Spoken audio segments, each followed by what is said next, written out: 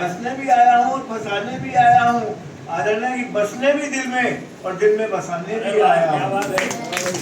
हंसने भी आया हूँ और फंसाने भी आया हूँ, बसने भी दिल में और दिल में बसाने भी आया हूँ। रो रो के जिंदगी क्या बितानी, इसीलिए हंसने भी आया हूँ और हंसाने भी आया हूँ। मंच को प्रणाम करता हूँ। समृद्ध मंच है, चार कविताएं और इसी गोद की कि मेरी कविताओं में हास्य की सूजी हलवा। आदरणीय, मेरी कविताओं में हास्य की सूजी व्यंग्य का सूजा है। मेरी कविताओं से निकलता ठहाकों का चूजा है। कविता मेरा कर्म है, चूजा से तो संबंधित है ये सारा संस्कार। निकलता ठहाकों पर चूजा है, कविता मेरा कर्म है। हंसना हंसाना मेरा धर्म है, यही मेरी इबादत है, यही मेरी पूजा है, यही मेरी इबादत है, यही मेरी पूजा है।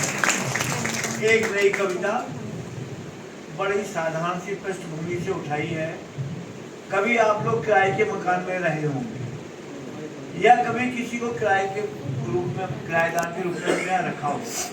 तो संस्थान से पहले मुझे मुंबई में नौकरी मिली थी, लेकिन वहाँ मकान नहीं मिल पाया। मैं वापस आ गया और मेरा सौभाग्य कि आप सब लोगों के सानिध्य में मुझे नौकरी करने का अवसर मिला। तो कविता की पृष्ठभूमि में एक घटना जन्म दे रहा हूँ। एक नव दंपत्ति था जिसमें श्रीमान जी का टूरिंग का जॉब था।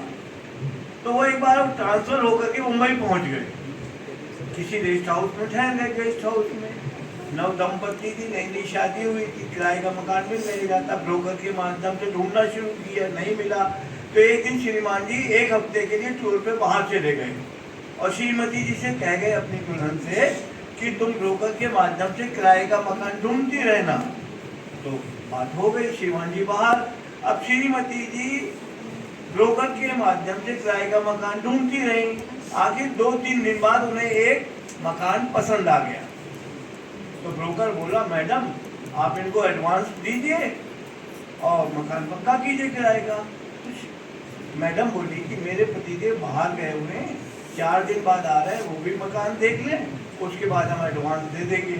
तो ब्रोकर ने उत्तर दिया, मैडम ये मुंबई है, यहाँ पतिदेव तो आपको दूसरे मिल जाएंगे, लेकिन किराए का मकान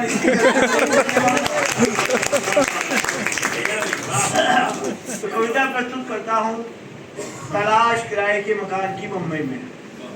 आप सभी लोगों का आशीर्वाद चाहूंगा, मंच का आशीर्वाद चाहूंगा, विशेष रूप से पीछे अटल जी की नौकरी मिली, वो भी मुंबई जैसी शहर में।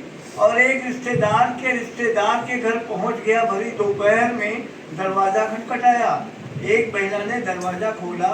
झट से मैंने दोनों चरण स्पर्श किए। महिला हड़बड़ा गई, बोली सोफे पर बैठिए, मालकिन को बुलाती हूँ, मैं राम कली झाड़ू और पोछा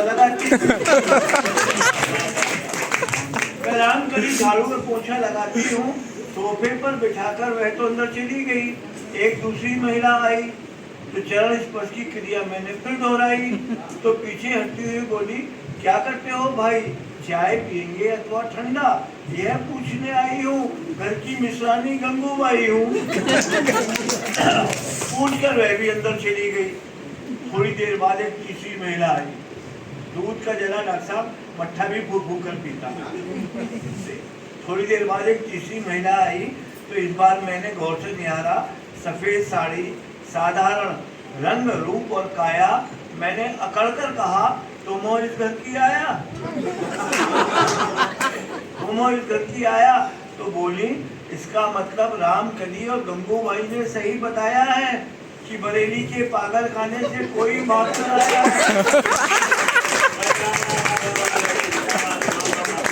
जो बरकरार तुम्हारा ठीक होना लगता मुझको नामुमकिन है और अपन इस घर की मालकिन। दूसरे दिन तलाश की किराए के मकान की नौकरी मिली थी नई मुंबई में मुझे। दूसरे दिन जा पहुंचा लाला करोड़ीमल की हवेली में। बोले 3 कमरे, लैट्रीन, बाथरूम, किचन और साथ में एक गैराज है और 20,000 रुपयों में 1 महीने तक राज ही राज है। तो सुनकर 20,000 रुपए अपनी तो रुक गई सांस। इतने में लाला बोले, निकालो एडवांस। तो बड़े से स्वर में कहा, लाला जी यदि गैराज हटा दिया जाए तो किराए में कुछ नरम हो जाएंगे। लाला बोले 100 रुपए कम हो जाएंगे।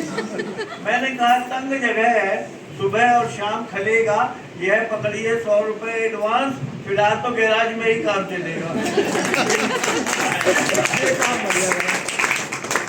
बिगड़ गए लाला, बोले भाग जाओ, निकल जाओ इस हवेली से और जाकर दोबारा इलाज कराओ बरेली से। तीसरे दिन महानगर की मानसिकता, आदरणीय त्रिपाठी जी, तीसरे दिन महानगर की मानसिकता, भूतपूर्व मित्र बजरंगी लाल का दरवाजा भड़बड़ाया, खोलते ही बड़बड़ाया, कहिए। आत्मीयता से गले लिपटते हुए मैंने कहा, मुझे नहीं पहचाना बजरंगी लाल भैया? बोला, मिस्टर ये महानगर है, मिस्टर ये मुंबई जैसा महानगर है, पीठ फिरते ही आदमी आदमी को भूल जाता है। और तो और हमारे इस महानगर में पत्नी भी पति से तनख्वाह लेते समय यह फरमाती है कि आज आपकी सूरत कुछ कुछ जानी पहचानी नजर आती है।